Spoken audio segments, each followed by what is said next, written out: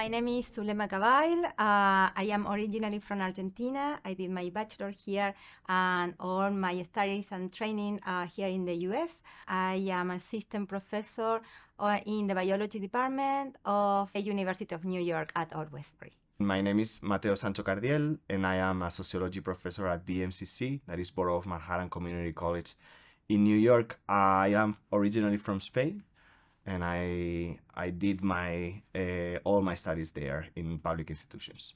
I was really interested in seeing how the idea of talking to other professors that are at Hispanic-Serving institutions and how they deal with student engagement, the post-pandemic landscape.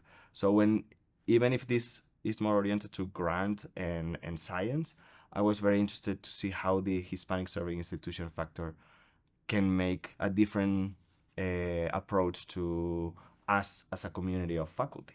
One of the things that I have seen so far, this is only like half a day, but I have met people like Mateo, who, so he's a social scientist, and then so provides a different aspect and different point of view in terms of how to conduct, so your lectures, so how to improve the learning experience in the classroom. So that's one of the things that we have in common. And then I have seen this creativity and this care for the students, and I think that we shared.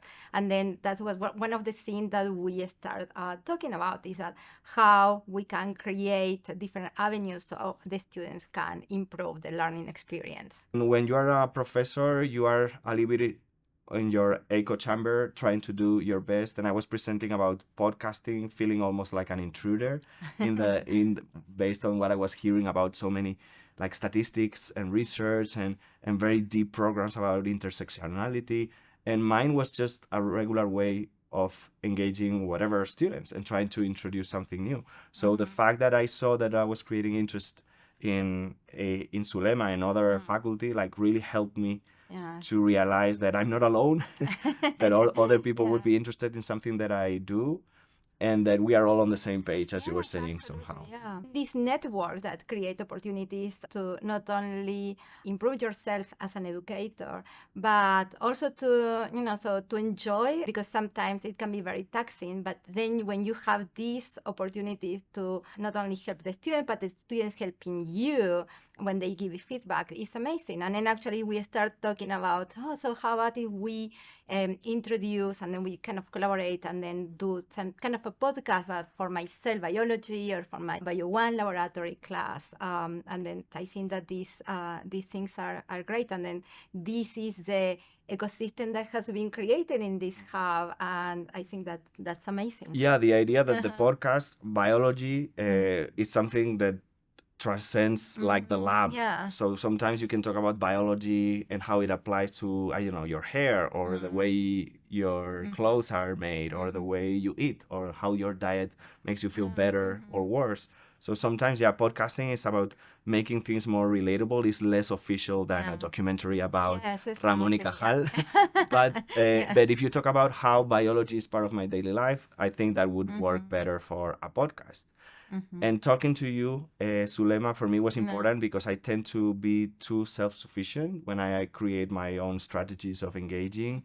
And you are really more into the big picture, how to go to academic affairs or to use the data that our human resources should have. So maybe to simplify things or because I don't know the structure of the whole institution, I don't ask for help. And I see that even if it's hard, but it's good to have the bigger picture on the structure, how to apply for grants and ask for money. And other people were really like showing me the path to really make these ideas financially sustainable. Yeah, I think that we both have had our own experience with our educators, with the educators that are professors, and then we have seen the impact that they have had, I would like to have the impact that my own professors or my own teachers had in me. So because it was important. It shaped the scientist that I am today,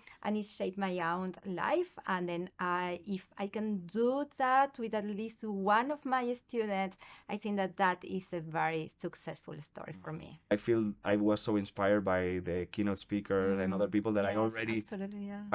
I'm already thinking about doing a workshop about podcasting with faculty here, or the future, like future editions of this conference. How could I like bring, because the first time you don't know exactly the identity of the conversation, and now that I've been here, I can imagine like bringing more ideas or developing beyond the 3 minutes. Yeah.